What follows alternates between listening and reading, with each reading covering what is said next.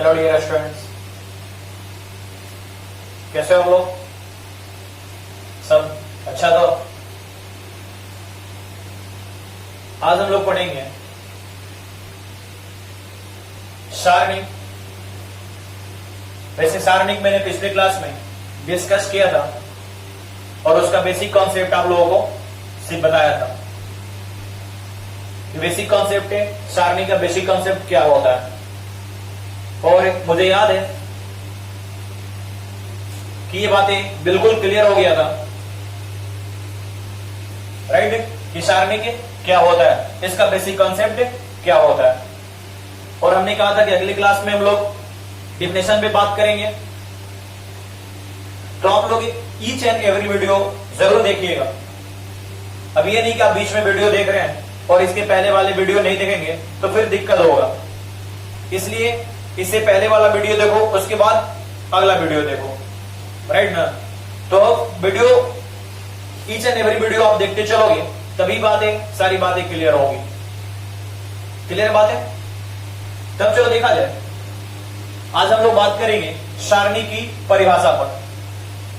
तो देखो, ऐसे तो हमने क्लियर कर दिया था कि सारणी क्या होता है। ऐसे वाले घर में रहता है। अगर ऐसे वाले घर में नंबर्स को हमने अरेंज कर दिया तो क्या होता है, सारणिक होता है। और ऐसे वाले घर में हमने अरेंज करा तो क्या होता है, वो आव्यूह होता है। ये बात क्लियर तरीके से आपको बताया गया है। और बेसिक कॉन्सेप्ट में ये भी बताया गया था कि सारणिक एक्चुअल में क्या होता है। तो जो संख्या या जो कंडीशन ये बता दे कि रैखिक जो समीकरण है उसका द्वितीय हल है या नहीं है, और वही कंडीशन यानी वही संख्याएं क्या होती हैं, सारणी कहलाती है। यही बात क्लियर किया गया था और लिखवाया भी गया था वहां पर। तो मैं आगे चल रहा हूं। अब हम लोग सारणी की डिफिनेशन पे बात कर रहे हैं। और ऐसे भी हम जानते हैं कि सारणी क्या, सर ऐसे वाले घर में देखा, ऐसे वाले घर में हमने कुछ भी देख लिया, ऐसे घर में 2 3 4 1 ये क्या हो गया, सारणिक हो गया। और ऐसे वाले कुछ भी, किसी भी 3 4 5 6 1 2 3 1 4 ये क्या हो गया, सारणिक हो गया। लेकिन ऐसे वाले घर में जब भी आप देखोगे ये वर्ग होना चाहिए। यानी क्या, देखो ये 2 3 ये पहली पंक्ति दूसरी पंक्ति, पहला स्तंभ दूसरा स्तंभ, यानी क्या 2 बाई 2 का है ये। और ये कितने बाई कितने का, ये 3 बाई 3 का है, राइट। तो ऐसे घर में हो और ऐसे वाले घर में हो और एक वर्ग आव्यूह हो तो क्या वो सारणिक होता है। और इसका बेसिक कॉन्सेप्ट भी हमने क्लियर कर दिया। तब चलो आगे चलते हैं, आगे बात करते हैं हम लोग इसकी परिभाषा पर।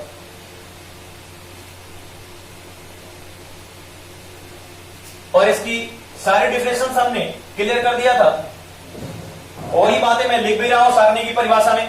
तो देखा जाए,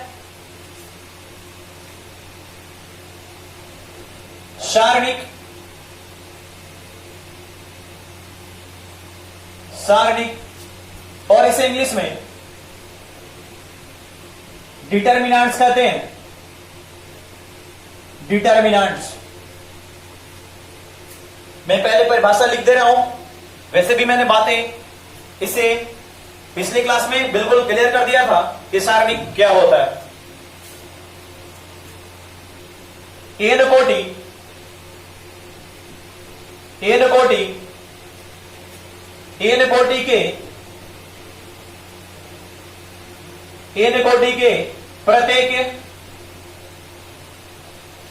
के प्रत्येक आव्यूह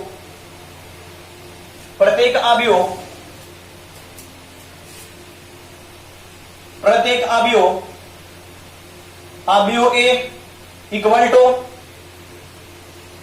देखो एन कोटि की बात कर रहे हो लोग। तो जब एन कोटि की बात कर रहे हैं तो इसमें कितनी पंक्तियां होनी चाहिए और कितने स्तंभ होने चाहिए, तो एन पंक्तियां और एन स्तंभ होने चाहिए। तो हमने कहा कि एन कोटि के प्रत्येक आव्यूह, और हमने नाम दे दिया क्या, A11 A12 A13 dot dot dot A1n A21 A22 A23 dot dot dot A2n। और ऐसे हम लोग चलते जाएंगे, इधर भी डॉटेड कर दे रहा हूं।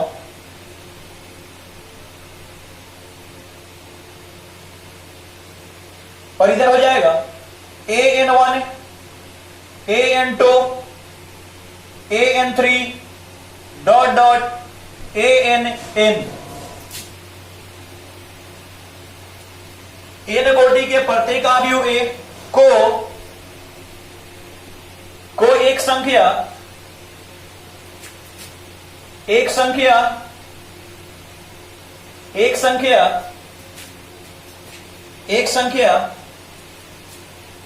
वास्तविक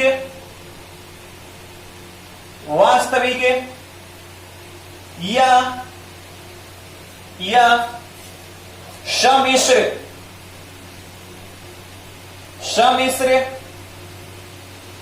समिश्र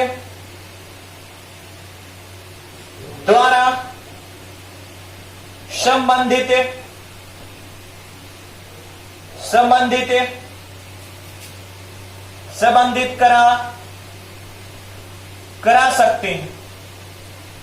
करा सकते हैं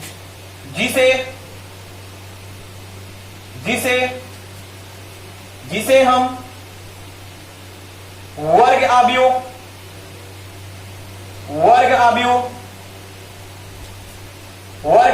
का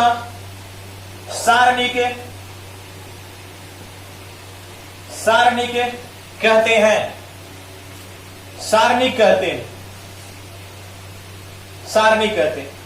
आपको याद होगा कि हमने कहा था कि कौन सा condition A1 B2 minus A2 B1, यही कंडीशन क्या देता है?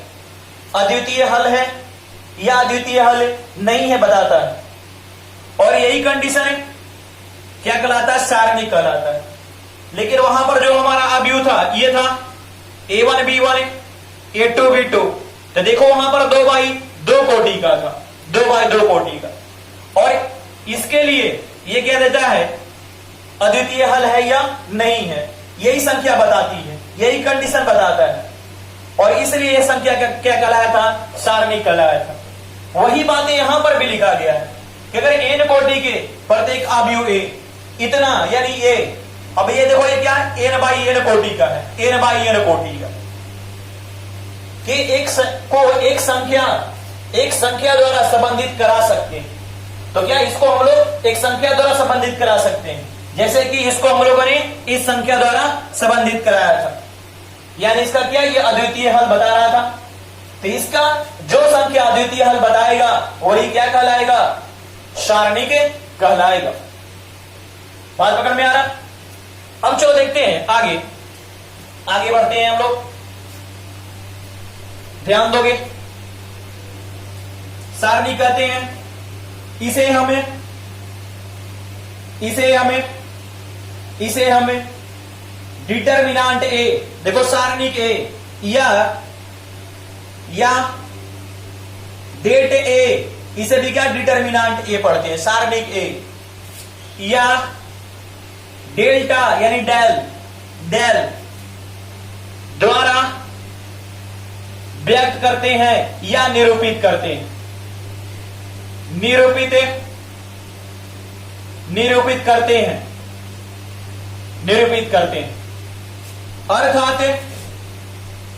अर्थात देखोगे सारणिक ए, तो आपने क्या करा है? ए अवयव को ऐसे वाले घर में रखा है नहीं, और इसे ही क्या हम लोग लिखते हैं?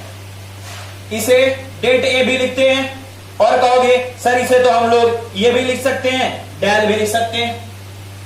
और देखो क्या इसने इस घर में बंद कर दिया, तो इस अवयव को क्या करना होगा? इस घर में बंद कर देना होगा। A11 A12 A13 dot dot dot A1n A21 A22 A23 dot dot A2n। फिर वही बातें इधर डॉटेड कर दे रहा हूं मैं, डॉटेड इधर कर दिया। इधर क्या हो गया? AN1 AN2 AN3, इधर भी डॉटेड ANN। अब ये क्या बन गया? एन बाई यानी एन कोटि का ये सारणिक बन गया। अब आपको ऐसा लग रहा होगा कि सर हम लोग इतना से भी तो समझ सकते थे कि अगर ये सर आव्यूह दिया है ऐसे ही आव्यूह होता है, लेकिन क्या सर इसे ऐसे वाले घर में हम रख दें तो ये तो सारणिक बन जाता है? बिल्कुल, इतना से भी हम लोग समझ सकते थे कि सर ये आव्यूह है और इसको ऐसे घर में हम लोगों ने रख दिया, सारणिक बन गया। तो सर लफड़ा क्या था? लफड़ा कोई नहीं था, बिल्कुल कोई प्रॉब्लम वाली बात नहीं, लेकिन हमें बेसिक्स इसका नहीं पता चलता कि आखिर ये कैसे हुआ, आखिर हमने ऐसे क्यों रख दिया। तो हम लोगों ने क्लास 9-10 में पढ़ा था कि सर वहां से अद्वितीय हल कैसे निकालते हैं, और सारणिक भी वही है कि अगर किसी रैखिक समीकरण का रैखिक समीकरण को यह पता करना कि यह अद्वितीय हल है या नहीं है, तो जिस कंडीशन का हम लोग प्रयोग करते हैं वही कंडीशन क्या होता है? सारणिक होता है। और इसे हम लोग आसानी से ईजीओ में जानते हैं कि सर सारणिक क्या होता है। तो सारणिक को सर किसी वर्ग आव्यूह को ऐसे आप ऐसे वाले घर में रख दो, ये सारणिक हो गया। और ऐसे वाले घर में तो हम क्या जानते हैं कि सर वर्ग आव्यूह तो है ही। बात क्लियर है? तब चलो आगे बढ़ते हैं। अब ये हम लोगों ने देख लिया कि क्या है, ये सारणिक हमारा है और ये हमारा सारणिक का परिभाषा हो गया। तो आप इसे नोट कर लो, फिर आगे बढ़ते हैं हम लोग।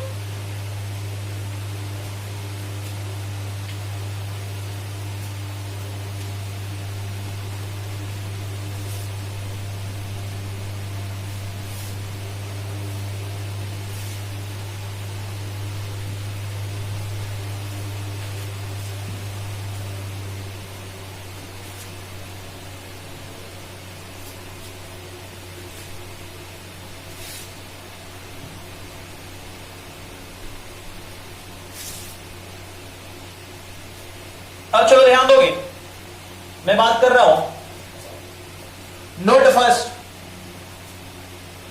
कुछ मैं नोट लिखवा रहा हूं, नोट फर्स्ट। और ये आप जानते हो, देखो कि हमने डिस्कस किया था कि आव्यूह क्या होता है।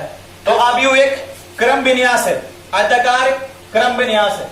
इसमें क्या संख्याओं को सजाया हुआ रहता है, राइट। ये क्या है? आव्यूह है। यानी ऐसे वाले घर में जो भी है 2 3 4 1 ये क्या है? आव्यूह है। लेकिन अभी जस्ट आपने पढ़ा कि सर ऐसे वाले घर में रख दें 2 3 4 1, ठीक क्या बन गया? सारणिक बन गया। लेकिन हम लोगों ने ये परिभाषा हम जानते हैं कि आव्यूह क्या है? सर एक आयताकार क्रम विन्यास है। लेकिन अगर आपसे पूछ दिया गया कि सारणिक क्या है, तो इतनी तो बात आप जानते हो। देखो अब बेसिक कॉन्सेप्ट का यहीं पर फायदा होगा। आप इतनी बात तो जानते हो कि सर सारणिक को क्या हम लोग ऐसे वाले घर में रखते हैं, लेकिन आप सारणिक है क्या? तो ये एक वैल्यू है। जो हम लोगों ने कंडीशन देखा था, ये वाला condition A1 B1 A2 B2, और इससे सारणिक बना था A1 B1 A2 B2, ये बना था।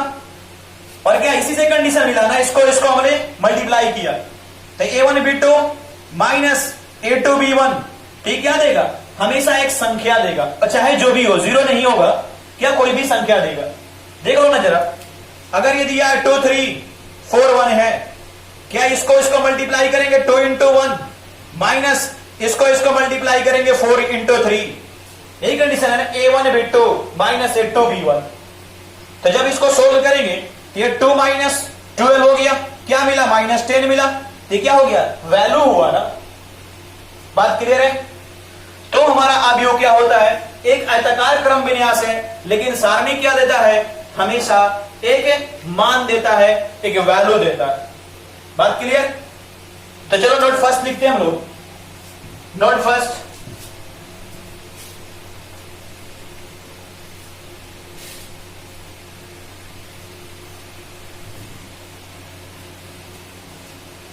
नोट फर्स्ट,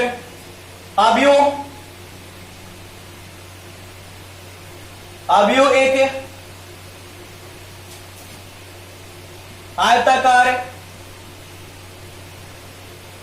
आयताकार क्रम विन्यास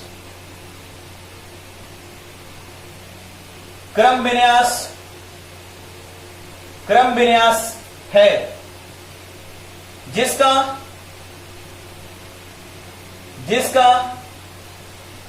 निश्चित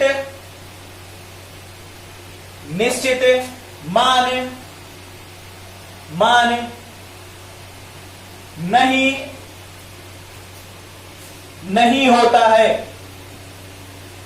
नहीं होता है,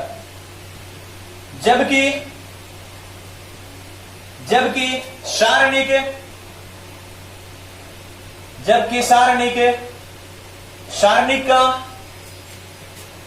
निश्चित या एक निश्चित मान होता है, एक निश्चित मान होता है। पॉइंट नंबर 2 की बात करते हैं। हमने अभी डिस्कस किया कि सारणिक, जब भी किसी अवयव का सारणिक हम लोग निकालेंगे, हमेशा अवयव क्या होना चाहिए? वर्ग अवयव होना चाहिए। यानी जब भी सारणिक की बात करेंगे, या तो 1/1 कोटि के अवयव के लिए बात करेंगे, 2/2 कोटि के लिए बात करेंगे, 3/3 कोटि के लिए बात करेंगे, 4/4 कोटि के लिए बात करेंगे। जब भी हम लोग सारणिक की बात करेंगे, वर्ग अवयव में ही बात करते हैं। वर्ग अवयव के अलावा हम लोग बात कर ही नहीं सकते। क्लियर बात है? चलो देखा जाए आगे। नोट नंबर 2 लिखोगे। सारणिक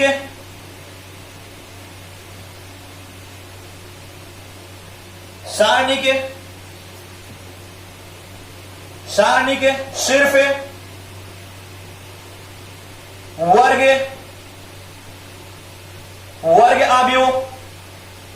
वर्ग अवयव के लिए होता है। क्लियर है? नंबर 3, चलो नंबर 3 में लिखवा मैंने, ऐसे ही क्लियर कर दे रहा हूं। इसे क्या पढ़ोगे? मॉड ए। गलती से भी मॉड ए मत पढ़ना, राइट ना? नहीं तो बहुत सारे बच्चे क्या करेंगे? मॉड ए पढ़ने लगेंगे। सर मॉड ए नहीं, क्या?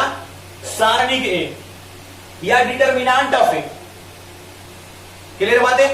क्योंकि ये क्या है? ये एक अवयव है, और ऐसे वाले घर में यहां पर बंद कर दिया गया, तो यहां पर क्या हो गया?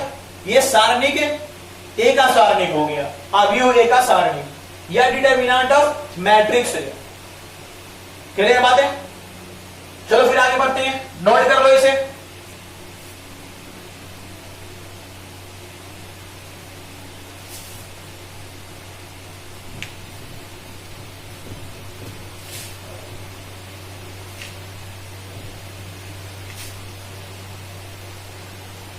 अब हम लोग बात करेंगे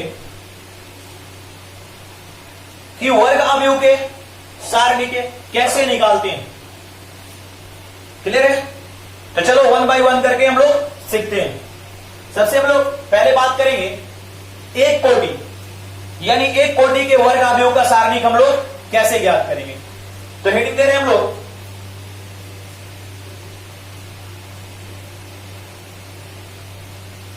एक कोटि के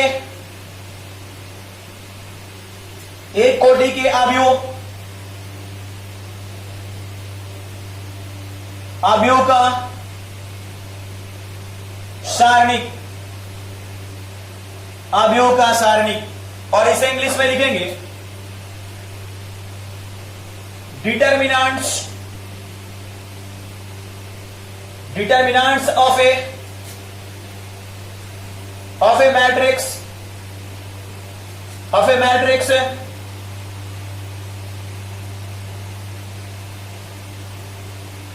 order 1, determinants of A matrix order 1, या हम लोग ये भी कर सकते हैं determinants of A matrix of 1 order. चलो देखोगे पहले जरा ध्यान दोगे, अगर कोई आव्यूह दिया गया है, चलो आव्यूह दे दिया गया आपको 2, ये कितने कोटि का आव्यूह है? तो आप बोलोगे सर 1/1 कोटि का आव्यूह है। सही है बात है कि सर ये 1/1 कोटि का आव्यूह तो है। अब बात है कि सर इसका सारणिक कैसे निकालेंगे? तो सीधी सी बात है, सारणिक वाले घर में रखेंगे। हमने रख दिया, सर इसे भी सारणिक वाले घर में रख देते हैं, चलो रख दिया। अब देखो ये 1 कोटि का आव्यूह है और इसे सारणिक वाले घर में रख दिया, ये खुद ब खुद बाहर निकल के आ जाता है 2, और इसका सारणिक क्या हो गया? तो यही आंसर हो गया हमारा क्या? 2, यही 2। और भी देख लो जरा, अगर ये दिया हुआ, मान लो दिया है -3 और ये आव्यूह है 1 कोटि का, अब इसका सारणिक निकालना है। तो हमने क्या कर दिया? सारणिक वाले घर में रख दिया और 1/1 कोटि का ये है, तो यही खुद ब खुद बाहर निकल जाता है, ये क्या हो गया? -3 हो गया।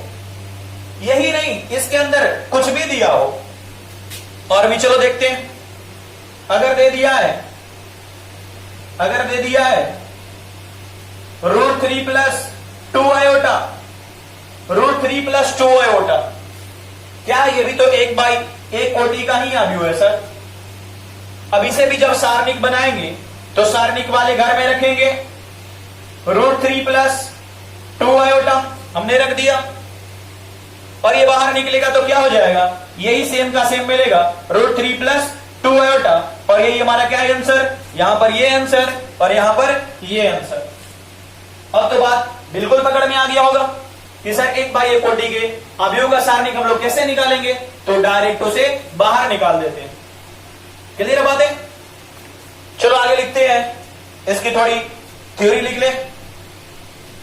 अब ये सीख ही चुके हम लोग।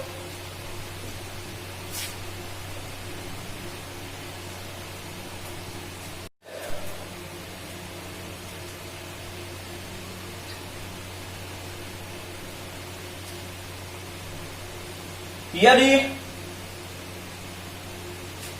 A = A11 1/1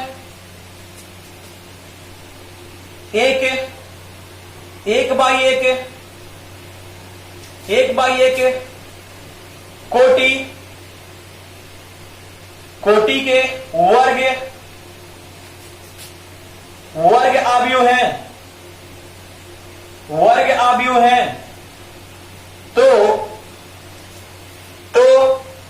सारणिक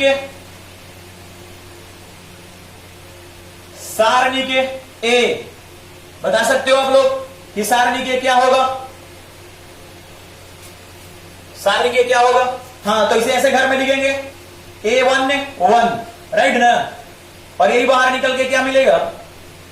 सारणिक ए = A11, क्या यही होता है ना?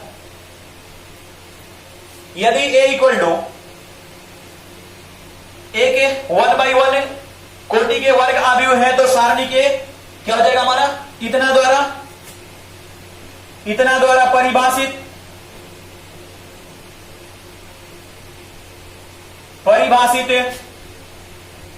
परिभाषित होता है। क्लियर है? अब चलो यहां से एग्जांपल भी नोट कर लो। वैसे आप बातें समझ चुके हो, कोई इसमें तकलीफ नहीं होना चाहिए। चलो एग्जांपल फर्स्ट की बात कर रहा हूं। अगर आपको दे दिया गया सारणिक ए, अगर आपको दे दिया गया सारणिक 6, क्या बाहर निकल के आएगा? 6 आएगा बाहर। यही दे दिया गया सारणिक -√3, बाहर निकल के क्या आएगा? -√3। और आपको दे दिया गया √2 + आयोटा, बाहर निकल के क्या आएगा? √2 + आयोटा। क्लियर बात है इतनी? बिल्कुल बात पकड़ में आ गया होगा कि और भी देखने हैं? बिल्कुल कहीं पर भी डाउट हो तो आप बात कर सकते हो इस नंबर पर 7079266517। इस पर आप व्हाट्सएप कर सकते हो, कोई भी दिक्कत आपको लगे। और लाइक और सब्सक्राइब करना मत भूलना। सब्सक्राइब करोगे तो आपको नोटिफिकेशन हमेशा मिलते रहेगा, राइट ना। तो ये बिल्कुल करते रहना। बिल्कुल करते रहना का मतलब क्या कि जो भी आपको दिक्कत हो तो आप इस नंबर पर बात कर सकते हो। चलो इसे नोट कर लो।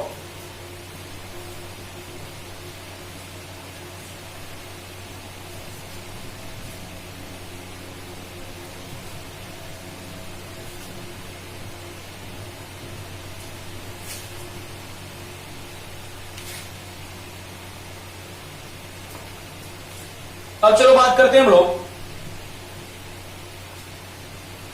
दो कोटि के वर्ग अवयव का सारणिक।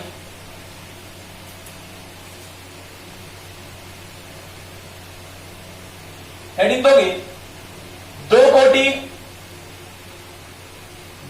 के वर्ग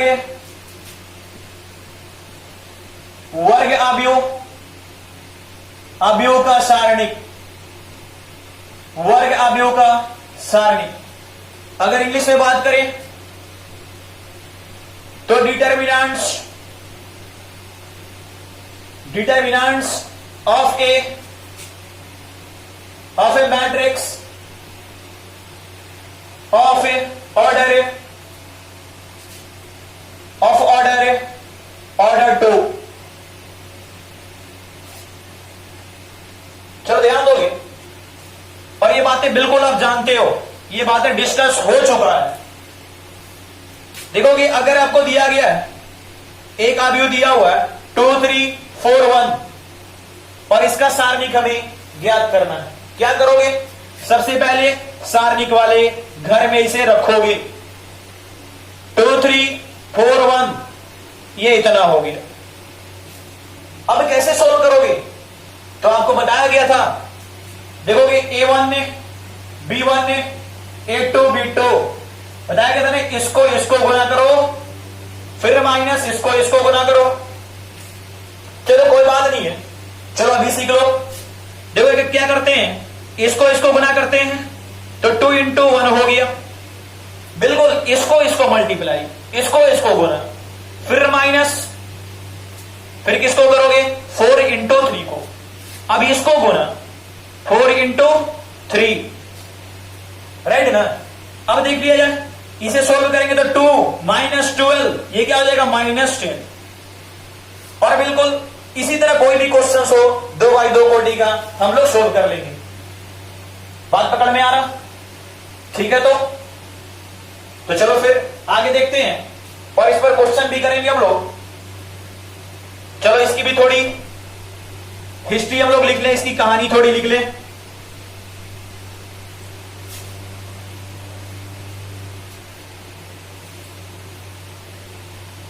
यदि A equal to A11 A12 A21 A22 एक 2x2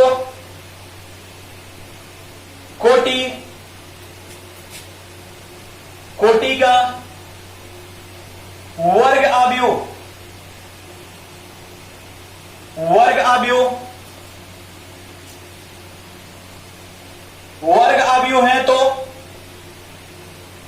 है तो सारणिक ए।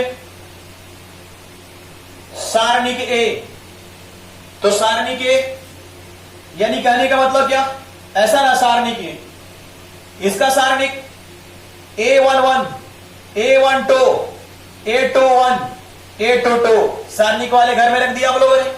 हमने कहा कि क्या, इसको गुना करो फिर माइनस इसको गुना करो। क्या माइनस ना, चलो मैंने माइनस का साइन यहां लगा दिया। यानी क्या कहा जा रहा कि पहले इसको गुना करो A11 इंटू A22 फिर माइनस फिर इसको तो A21 इंटू A12। बात आ रहा पकड़ में? और यही हमारा क्या हो गया, सारणिक ए हो गया। इतना द्वारा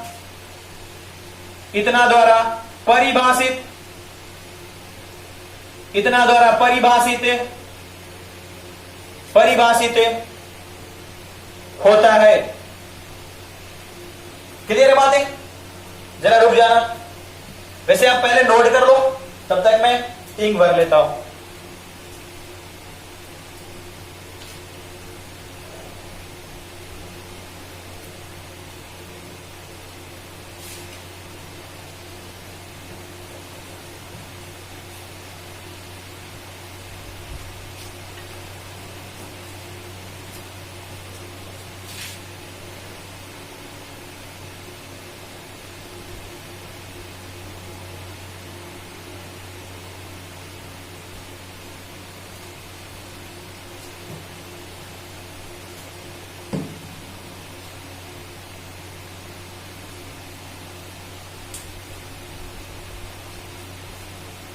मैं इरेज कर रहा हूं।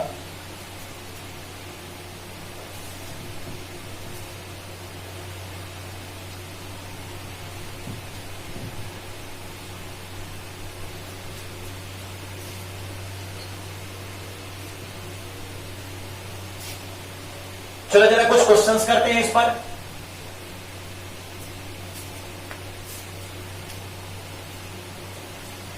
मैं क्वेश्चन लिख रहा हूं। एग्जाम्पल आपको दे दिया गया 4 3 1 2 और इसे सोल्व करने के लिए बोल दिया गया कि इस डिटर्मिनेंट को, चलो अच्छा लगने के लिए हमने डेल से इंडिकेट कर दिया, क्योंकि डेल का मतलब क्या? डिटर्मिनेंट ऑफ ए, राइट ना? यानी कहने का मतलब क्या? सारणिक। डिटर्मिनेंट ऑफ ए कहना उचित नहीं है क्योंकि ए यहां पर लगा हुआ नहीं है, राइट? तो इसलिए सारणिक कहेंगे। तब देखो इसे सोल्व करना है, आप जानते हो सर, इसको गुना करना है। तो 4 इंटू 2 माइनस, फिर इसको गुना करना है 1 इंटू 3। ये हो गया आपका 8 माइनस 3, क्या हो गया? ये आपका 5 आंसर हो गया। इतनी बात तो पकड़ में आ गया होगा। चलो और भी क्वेश्चन करते हैं। एग्जाम्पल क्वेश्चन दिया गया है, हल करे या मान ज्ञात करे, ऐसा क्वेश्चन हो सकता है। चलो लिख दिया मैंने, cos theta minus sine theta cos theta, क्या बन जाएगा? बिल्कुल बनना चाहिए। क्या करोगे?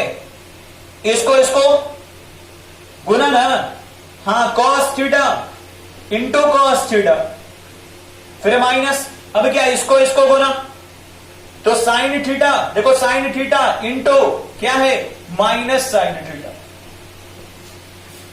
अब क्या करोगे? cos theta into cos theta क्या होता है? तो cos स्क्वायर थीटा, माइनस इधर है, और sine theta minus sine theta, तो माइनस साइन स्क्वायर थीटा। इसने भी माइनस दिया, पहले भी माइनस है, क्या हो गया? प्लस। अब क्या? cos square theta plus sine square theta की वैल्यू क्या होता है? 1 ना? cos square theta plus sine square theta बोलो, या sine square theta plus cos square theta बोलो, इसकी वैल्यू क्या हो जाएगा? 1 हो जाएगा। इतनी बात क्लियर है? बात आ रही पकड़ में? तो सारे क्वेश्चंस ऐसे ही हम लोग कर सकते हैं। और मैं कुछ होमवर्क दे रहा हूं और इसे आप लोग बनाओगे और आप लोग हमारे व्हाट्सएप नंबर पर इसको सोल्व करके आप लोग भेज सकते हो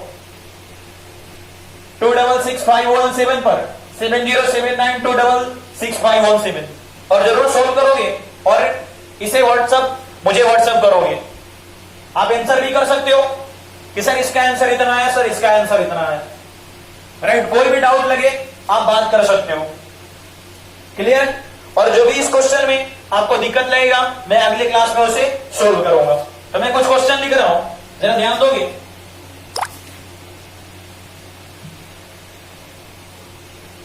क्वेश्चन है फर्स्ट,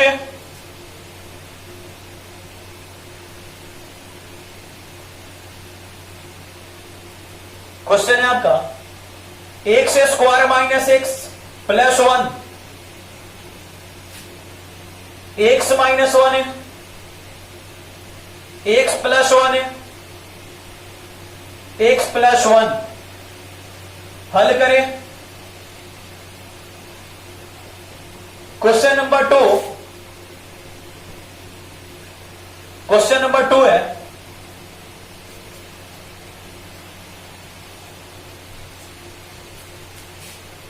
x प्लस 1 है, x प्लस 1 है, x minus 1, x minus 1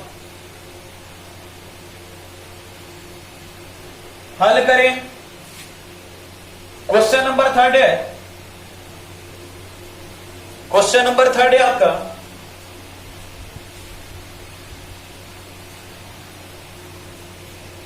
x minus 1 1 है, x स्क्वायर, x स्क्वायर नहीं x क्यों, x square plus x plus 1 हल करें। और एक और छोटा सा क्वेश्चन दे रहा हूं, नंबर 4 है 1 है लॉग ए लॉग बी बेस ए लॉग ए बेस बी और ये 1 इक्वल टू व्हाट। तो ये 4 क्वेश्चंस हैं, आप सोल्व करोगे राइट। ये लॉग बी बेस ए, लॉग ए बेस बी देखकर डरना मत। ये बातें आपको बताया गया क्लास 11 में, लॉग क्या होता है और लॉगरिथम की क्लासेज वहां पर दिया गया था आपको, लघुगणक राइट ना। तो इसे आप नोट कर लो और इसे सोल्व जरूर करोगे, ठीक है।